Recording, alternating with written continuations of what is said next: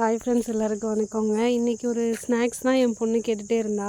சரி, எனக்கு சின்ன வயசாக இருக்கும்போது எங்கள் அம்மா எனக்கு செஞ்சு கொடுத்த ஸ்நாக்ஸே நானும் செஞ்சு கொடுத்துட்டேன். அதான் புழுங்கலரிசி ரொட்டி.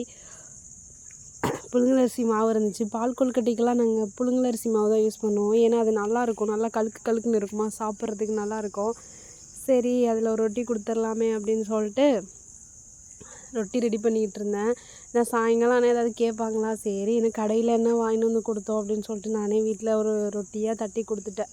அப்புறம் அதே சாப்பிட்டுக்கிட்டாங்க. ஒரு சுக்கு காப்பி வச்சு கொடுத்து ரொட்டியும் கொடுத்தோன்னே என் பொண்ணு பக்கத்து வீட்டு பொண்ணுலாம் எங்கள் வீட்டில் சாப்பிடுவாங்கன்னு சொல்லிட்டு எல்லாருக்கும் வச்சு கொடுத்து சாப்பிட்டாங்க. வெங்காயம், பச்சை மிளகா அரிஞ்சிட்ருக்கேன். இது பார்த்திங்கன்னா எங்கள் வீட்டில் தான் மரத்தில் காய்ச்சது. இது சீசனே கிடையாது, இருந்தாலும் ஆல் டைம் சீசன் தான். எங்கள் வீட்டில் இருக்க பலாப்பழம் எனி டைம் சீசனில் கிடைக்கும். இந்த பலாப்பழம் தான் வெட்டி வச்சுருக்கோம். இன்னும் 2 நாள் ஆகும் வெட்டுறதுக்கு.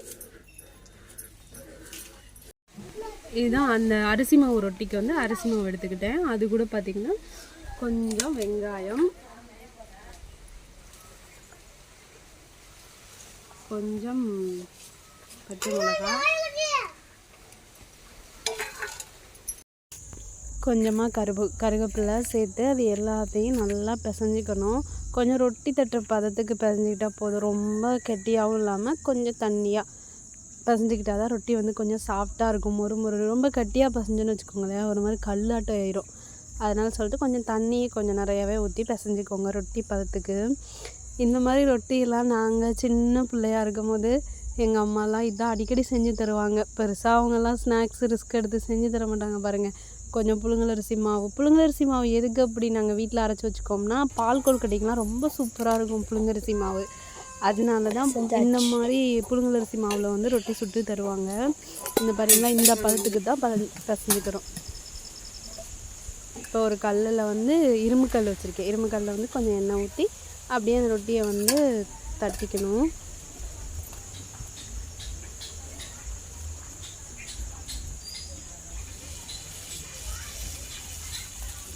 சின்ன பிள்ளையில பார்த்திங்கன்னா இந்த ரொட்டி தான் எப்போ எனி டைம் பார்த்திங்கன்னா ஒன்று கேப்ப மாவு ரொட்டியாக இருக்கும், இல்லை அப்படின்னா இந்த மாதிரி அரிசி மாவு ரொட்டியாக இருக்கும். எங்கள் அம்மாவுக்கு தெரிஞ்ச 2 ஸ்நாக்ஸ் இது மட்டும்தான். ஆனால் இப்போல்லாம் கூட எங்கள் அம்மா ஏதாவது ஒன்று செஞ்சு தருவாங்க. ஆனால் சின்ன பிள்ளைலாம் அதிக டைம் பார்த்தா இதுதான் செஞ்சு தருவாங்க. இந்த மாதிரி மட்டும்தான் செஞ்சு ஒரு வர காப்பியோ இல்லை வர தண்ணி இல்லை ஒரு சுக்கு காப்பி அந்த மாதிரி ஏதாவது ஒன்று போட்டு தந்துடுவாங்க. நாங்களும் குடிச்சிக்குவோம். ஈவினிங்லாம் ஸ்கூல் விட்டுட்டு வந்ததுக்கப்புறம் இந்த மாதிரி தான் சாப்பிடுவோம். அதிக டைம் பார்த்தா எப்படி நல்லா மொறுன்னு இருக்கா, சூப்பராக இருக்கும் இந்த ரொட்டி. எண்ணெயில் வந்து இந்த வெங்காயம்லாம் வெந்து நல்லா டேஸ்ட்டாக இருக்கும் சாப்பிட்றதுக்கு. சரி, இன்றைக்கி செய்வோம். என் பொண்ணுக்கு இதெல்லாம் நாங்கள் இப்போலாம் செஞ்சே கொடுக்குறதில்ல. ஏன் அப்படின்னா இப்போ தான் ஸ்நாக்ஸ்லாம் கடையில் நிறையா இருக்குது, எதாவது ஒன்று வாங்கி கொடுத்துறது, இல்லை அப்படின்னா முறுக்கு இந்த மாதிரி செய்கிறது, இந்த மாதிரிலாம் செய்கிறதில்ல.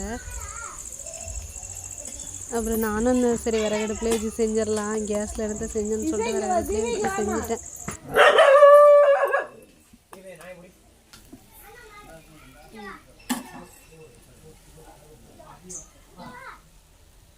ரெடி.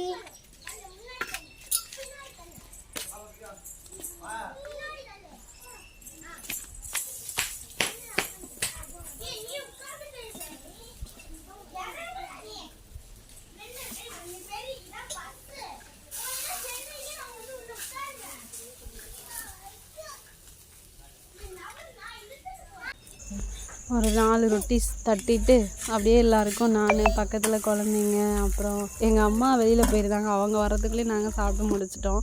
அதுக்கப்புறம் நல்லா சுக்கு, மல்லி, மிளகெல்லாம் போட்டு ஒரு வர காப்பி மாதிரி, சுக்கு காப்பி மாதிரி வச்சு அப்படியே அதை தொட்டுக்கிட்டே சாப்பிட்டுட்டோம். நல்லா டேஸ்ட்டாக இருந்துச்சு. நானும் பக்கத்து வீட்டு பொண்ணு, அப்புறம் என்னோடய பொண்ணு எல்லாருக்கும் அதே ஸ்நாக்ஸாக கொடுத்துட்டு எல்லாருக்குமே சுக்கு காப்பி எல்லாருமே குடிப்போம். சின்ன குழந்தைங்களுக்கெல்லாம் சுக்கு காப்பி இல்லை சுக்கு, மிளகு, மல்லி இதெல்லாம் அரைச்சி வெறுமனையுமே தண்ணியில் கொதிக்க வச்சு தேனோ இல்லை வெல்லமோ கலந்து கொடுங்க. அது ரொம்ப உடம்புக்கு நல்லது. என்னோடய வீடியோ பிடிச்சிருந்துச்சு அப்படின்னா லைக், ஷேர் பண்ணிடுங்க.